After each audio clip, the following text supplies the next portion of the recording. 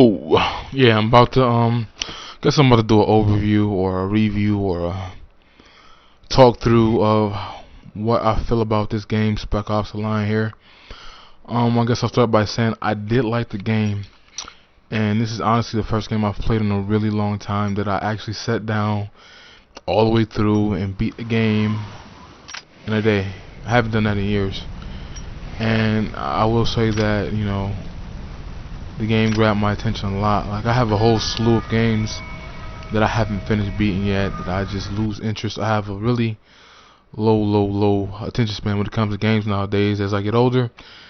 And this was the first time in a while that I actually, sat through and played a game like this. I mean, the back was hurting, butt was hurting, ears were hurting from the headsets on the ears.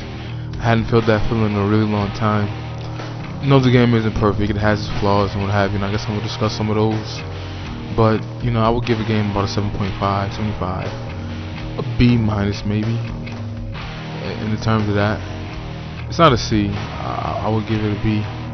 But like out of the game fight rating, it gives it 1 to 10. I would give it 7.5.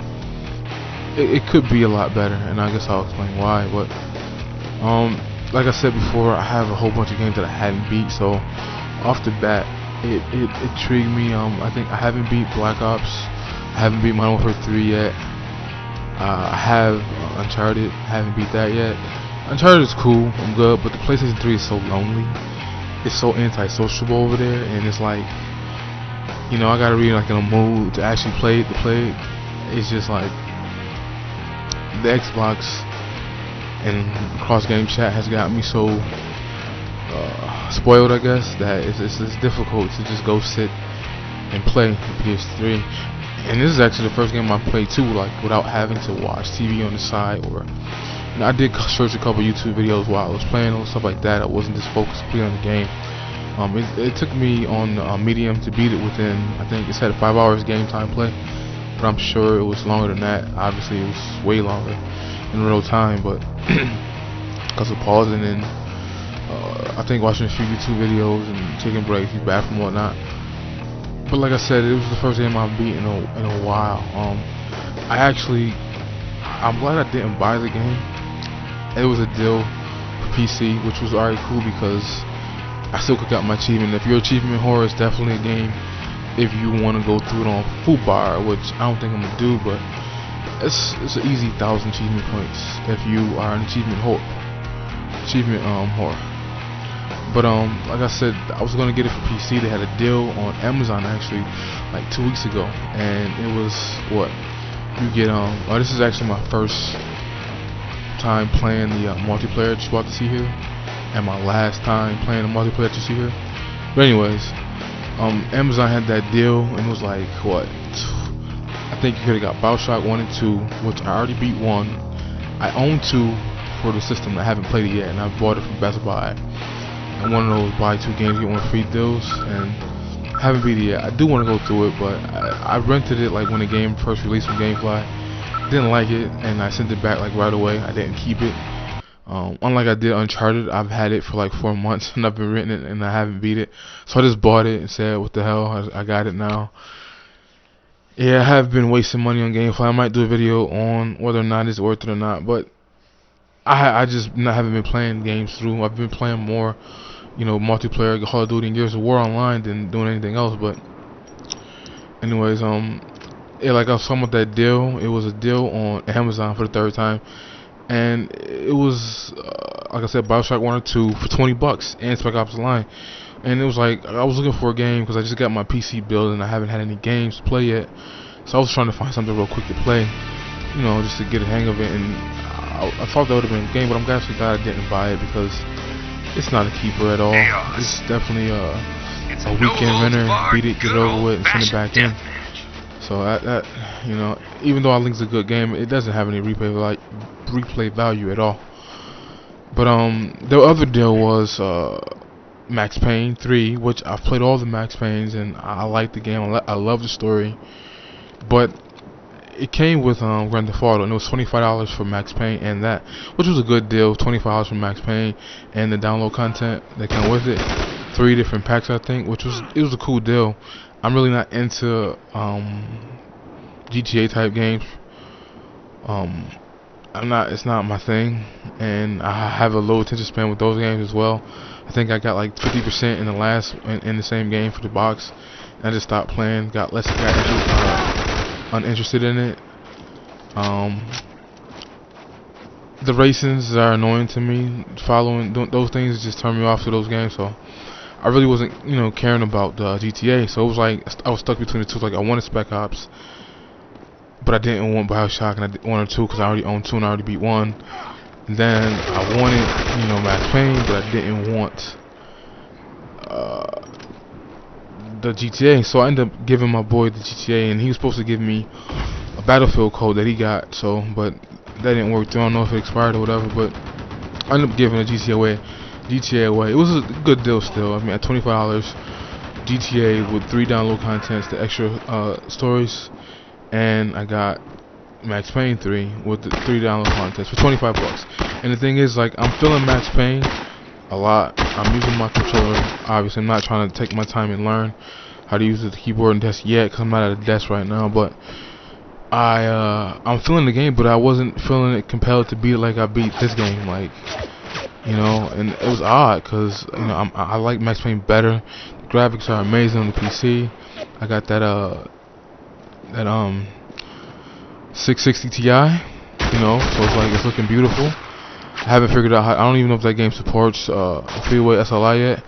I'm not sure if it does, but I'm trying to figure out how to do that. But I'm feeling the game and I'm feeling the way it looks. I just haven't been compelled as much to play it. I probably won't play that game online either, and that game actually seems to be doing pretty good online. I don't know why. I think it's because a lot of people who can't really compete in Call of Duty or in Battlefield or Gears, I think those people all flock to it. That's just my opinion, because I'm surprised the game is actually doing pretty good and people like it. It's like you expected the multiplayer to be trash, and I mean, people complain there's glitches and all that, like obvious, but it still has a big following. It has a good rating on GameFly and stuff like that. But anyways, that's what my point is. Like, that's a game I do like and I did want to play, and I'm not even playing it right now. And I've had it for like 2 weeks now, and I've had Spec Ops for like 4 or 5. I got it this past Saturday, and I beat it Sunday. And I'm about to go through it real quick again on easy, try to get some achievements. I'm probably not gonna play it on full bar. I'm probably gonna get rid of it actually, so I can get another game real quick and try to make it for having Uncharted for such a long time.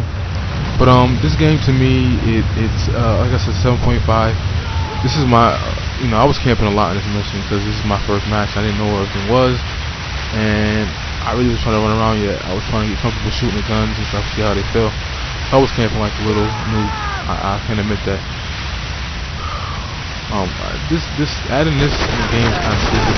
I don't know. I don't see the point of it. Adding the weather effects and all that. I think it'd be sweet.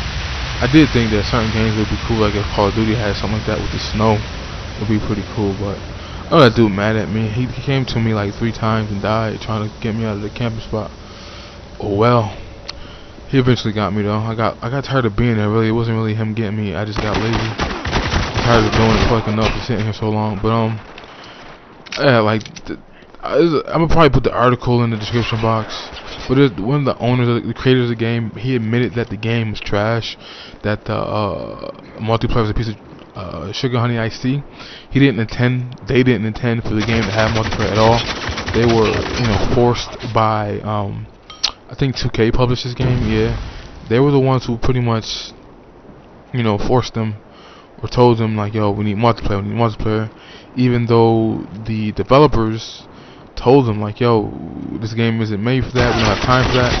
And you can tell through the gameplay. It's not completely a zero. Like, what I mean? It's just not fun. It's not competitive at all. It's not, look what I'm doing. I'm winning right now, or I'm second place. I've been sitting in the same spot the whole game. But it's not that game. And I would say, like, the multiplayer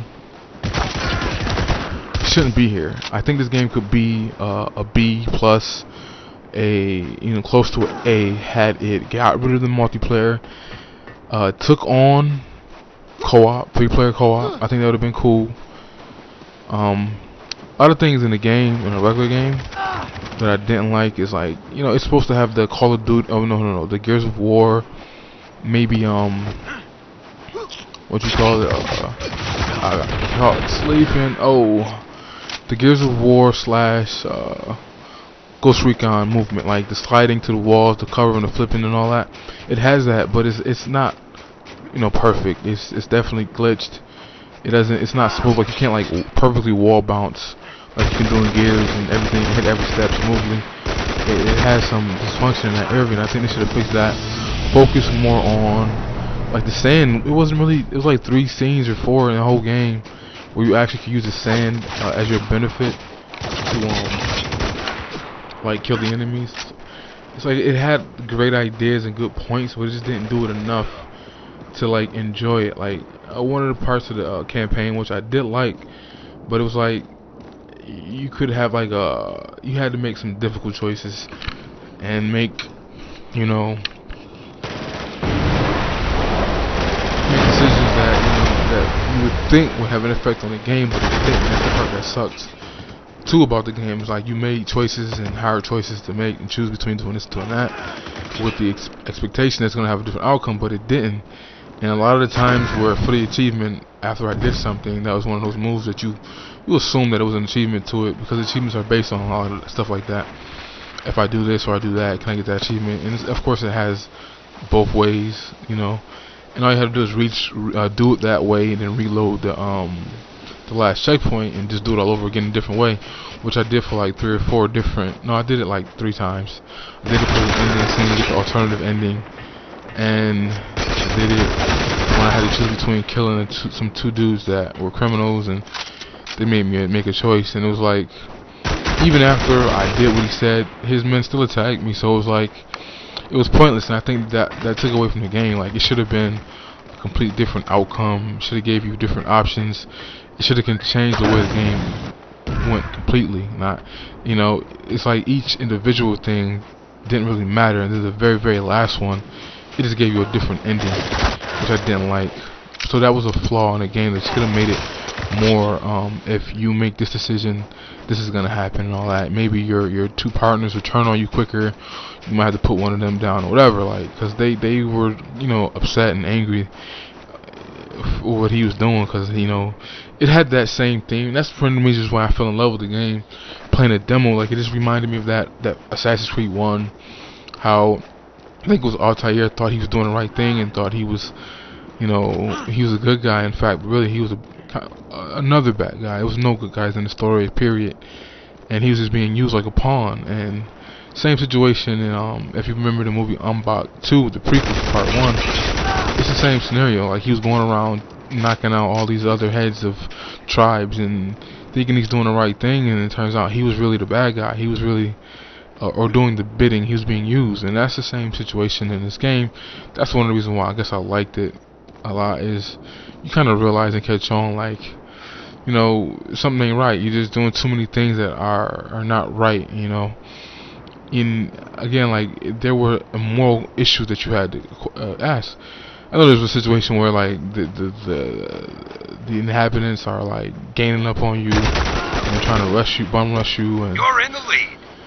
It's like, do you shoot them or do you just shoot the gun in the air? And it's like, common sense would say shoot the gun in the air, don't run away. But I'm pretty sure that's going to be one that I have to do over too, and do it the other way and shoot a couple people and get that 10 achievement points for doing it. But stuff like that, like, it should definitely have a dramatic effect on the outcome of the game, and it didn't. You know, either way, the game still ended, and the only really different ending is, you know, you either go out like a G and go home, knowing you did a bunch of messed up grimy stuff and probably be messed up in the head for the rest of life, or you can just go postal and stay there and end up, you know, having SEAL Team 6 come get you. But that's one of the things I didn't like about the game, that it could have been a lot better. The graphics, I know the game it's an older game, and it's been like 5 years in the making, maybe longer, so I'm not surprised at the way it looks the way it looks. It's like Ghost Recon. I think Ghost Recon could look a lot better, but again, it's like these games that take forever to make or get pushed back, you know, they're gonna have issues. They don't really have a high success rate, and so I'm not surprised about that. Like I said, it's not bad.